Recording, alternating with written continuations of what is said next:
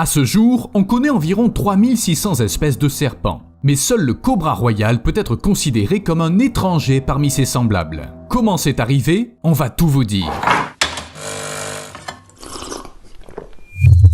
Le cobra royal est vraiment une espèce de serpent unique. Alors que l'immense majorité d'entre eux chassent des mammifères, des insectes, des lézards, des grenouilles ou même des poissons, ce serpent a choisi le menu le plus étrange et le plus effrayant. Il dévore les siens. Et il ne choisit même pas. Tout ce qui n'a pas le temps de s'enfuir assez vite devient sa proie. Et par assez vite, je veux dire vraiment vite. Le cobra se déplace sur Terre à environ 5 km/h et il nage assez bien. Voici à quoi ressemble un combat typique avec un serpent ratier. C'est un serpent aux écailles noires et jaunes. Regardez, le cobra semble véritablement hypnotiser sa proie et ensuite il s'élance d'un coup. En quelques secondes, le pauvre serpent ratier n'est plus capable de résister. Il ne reste plus au cobra qu'à avaler sa proie. Et il le fait sans mâcher, en un seul morceau. Grâce à ses mâchoires flexibles, il peut même manger une créature plusieurs fois plus large que sa tête. Offrez un Big Mac à un cobra royal et il l'avalera sans scier. D'ailleurs, est-ce que les serpents peuvent scier? Et voici l'autre élément du menu du cobra, le Pantherophis obsoletus. Il est plus fin, plus grisâtre, enfin aucune importance. Le cobra va le manger de toute façon.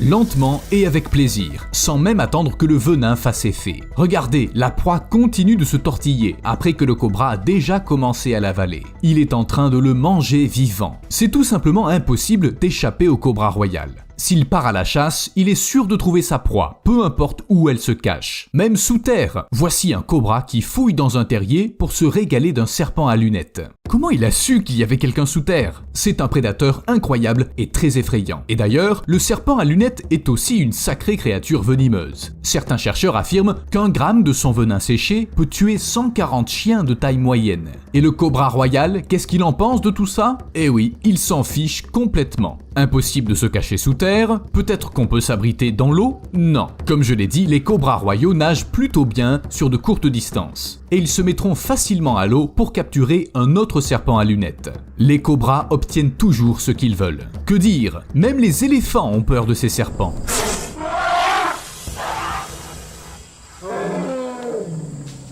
Et ne me dites pas qu'ils ont peur de tout, même de petites souris inoffensives. Les éléphants n'aiment pas les souris parce qu'elles sont petites et rapides. Avec les cobras royaux, c'est une autre histoire. Le fait est qu'une seule morsure venimeuse suffit à tuer un éléphant adulte, et je pense que les éléphants le savent. Et qui voudrait affronter une créature qui peut vous tuer sans effort? Mais pourquoi les cobras royaux sont-ils si dangereux? Est-ce que la nature a simplement décidé un jour de créer une espèce qui terrifie toutes les autres? Pour aller au fond des choses, il faut d'abord clarifier certains faits. Il existe plusieurs espèces d'animaux sur notre planète qui sont immunisés contre les venins. Il s'agit notamment des mangoustes, de certains hérissons, des moufettes, des opossums et bien sûr des ratels. Comme ils chassent tous des serpents, au cours de l'évolution, ils ont simplement réussi à s'adapter aux morsures mortelles. Certains, comme les hérissons, ont une immunité plus faible, alors que le ratel est un véritable monstre du règne animal, capable semble-t-il de tuer et de manger tous les serpents qu'il veut. Il existe également des exemples moins évidents. Par exemple, certaines anguilles de mer sont immunisées contre les morsures de serpents de mer, et les gaufres à poche de certaines régions de Californie peuvent supporter la morsure d'une vipère. Alan! Oh, that's not Alan.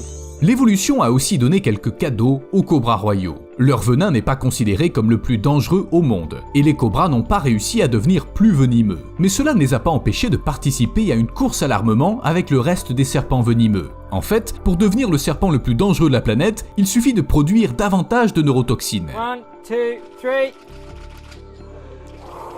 This is the largest yield of venom I've ever seen produced out of a snake. Les cobras royaux en ont tellement qu'une seule morsure suffirait à tuer 20 personnes en quelques minutes. Ou un éléphant, mais en quelques heures. Le venin du cobra royal affecte les centres respiratoires du cerveau, provoquant un arrêt respiratoire et une insuffisance cardiaque. Mais ce n'est pas tout. Ce n'est pas par hasard que j'ai listé les espèces qui ont une immunité au venin. Ça peut sembler étrange, mais le cobra royal est également immunisé contre eux. Le plus grand serpent venimeux du monde est également totalement immunisé contre le venin des autres serpents qu'il aime dévorer. Alors, en somme, qu'est-ce qu'on a? Un énorme serpent venimeux, lui-même immunisé au venin. C'est vraiment un cauchemar. Pas étonnant que les cobras royaux soient de véritables machines à tuer. Enfin, à tuer des serpents pour être précis, parce que heureusement, ils ne s'attaquent pas aux humains ou aux éléphants. Les cobras royaux semblent prêts à attaquer à tout moment, y compris peu après leur naissance. Oui, vous avez bien entendu, il ne faut pas longtemps à ces serpents pour commencer à tuer leurs semblables. S'ils ont faim, ils vont chercher à manger. Tiens, c'est quoi? Un Epizurus? Merci, mes compliments au chef. Mais la chance tourne pour n'importe qui, même si ce n'importe qui est un cobra royal. Celui-ci a passé manifestement une mauvaise journée. Il vient de naître et est immédiatement devenu la proie d'un crocodile marin.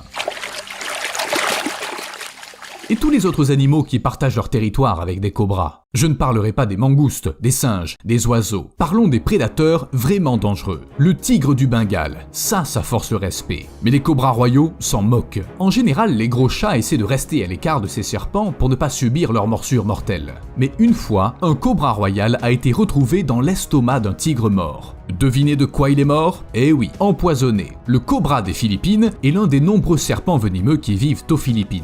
Et il craint à juste titre le cobra royal car il fait partie de son menu. Si vous voyez un jour ces deux serpents se battre, vous savez sur lequel parier. Le varan de Komodo est un véritable dragon des temps modernes, très probablement venimeux lui aussi. Ils ne se croisent que très rarement, mais si une rencontre avait lieu, je ne pense pas que le serpent aurait la puissance nécessaire pour mordre à travers ses écailles. L'ours des Pyrénées, eh bien, il n'aurait aucune chance. Il est plus petit qu'un éléphant, donc il mourra probablement après une morsure s'il énerve le cobra royal. Je sais ce que vous vous dites. Qu'est-ce qui se passerait si deux cobras royaux commençaient à se battre? Les scientifiques savent que parfois la femelle tue le mâle si l'accouplement ne se déroule pas comme prévu. Parfois c'est le mâle qui tue la femelle. Mais il existe aussi de vrais duels de serpents. Non vraiment, même de véritables joutes selon des règles bien établies par les cobras. À un certain âge, les cobras royaux mâles commencent à voyager à la recherche d'une compagne. Et parfois, au lieu d'une femelle, ils tombent sur un autre mâle. C'est un peu gênant. Enfin, si une telle rencontre se produit, ils se livrent à un duel au cours duquel aucun des deux ne mord. Les mâles s'entrelacent en quelque sorte et font de leur mieux pour plaquer l'adversaire au sol. Ce comportement est souvent confondu avec une parade nuptiale, alors qu'il s'agit en fait d'un combat de lutte classique. Sauf que les règles ne sont pas très claires. Mais là encore, qui pourrait les expliquer? Les cobras ne sont pas vraiment bavards. Mais on peut obtenir certaines informations sans parler aux serpents.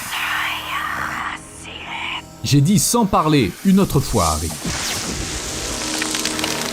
Le cobra royal a au moins un adversaire dans le monde des serpents qui peut l'égaler en force. Et c'est le python. Oui, leurs affrontements pourraient bien finir par ressembler à ça. Difficile de dire qui a gagné. Il semble que tout se joue sur la vitesse. Si le cobra royal parvient à mordre son adversaire au niveau de la tête, celui-ci est assuré de mourir. Mais le python peut aussi s'attaquer immédiatement au cobra royal, simplement en le serrant dans une ultime étreinte. Ça ne surprendra personne. D'après les études, un python moyen applique environ 300 mm de mercure, un peu moins de 500 grammes par centimètre carré à sa proie. Quand on y pense, ce n'est pas beaucoup, mais un python n'a pas besoin de serrer sa proie jusqu'à ce qu'elle suffoque, juste assez pour causer des dommages irréparables à ses organes internes, et ça arrive très vite. Et pourtant, le déclin rapide de la population de cobras royaux n'est pas à attribuer aux pythons. Ce ne sont pas des singes qui détruisent les autres espèces. Cependant, le nombre de cobras royaux a diminué de 30% entre 1935 et 2010. Devinez l'espèce, ou plutôt le phénomène qui en est la cause.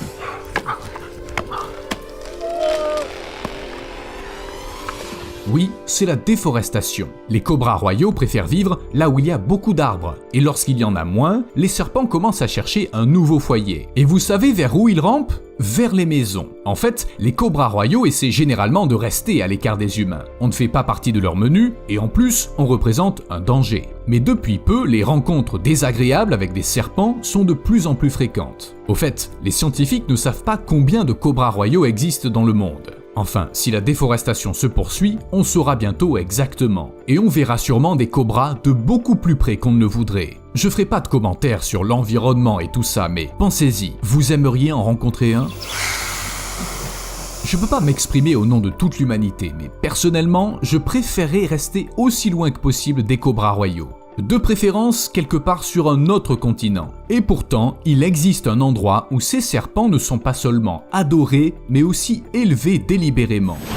Bienvenue dans le village aux serpents en Thaïlande. Les villageois élèvent et apprivoisent des cobras royaux depuis des dizaines d'années. Ils le font pour attirer les touristes, qui viennent en grand nombre pour voir ces animaux inhabituels. Mais récemment, il est devenu très difficile de trouver de la nourriture pour ces animaux de compagnie. Et vous savez déjà pourquoi. Mais cela n'empêche pas les habitants de se livrer à un divertissement très particulier. Boxer un cobra royal. Qui a eu cette idée? Pas étonnant que presque tout le monde au village ait perdu quelque chose. Au mieux, c'est un doigt. Dommage bien sûr, mais pas un gros prix à payer pour avoir battu l'un des serpents les plus dangereux du monde. Juste au cas où, ne réessayez pas. Attention à vos doigts et à plus!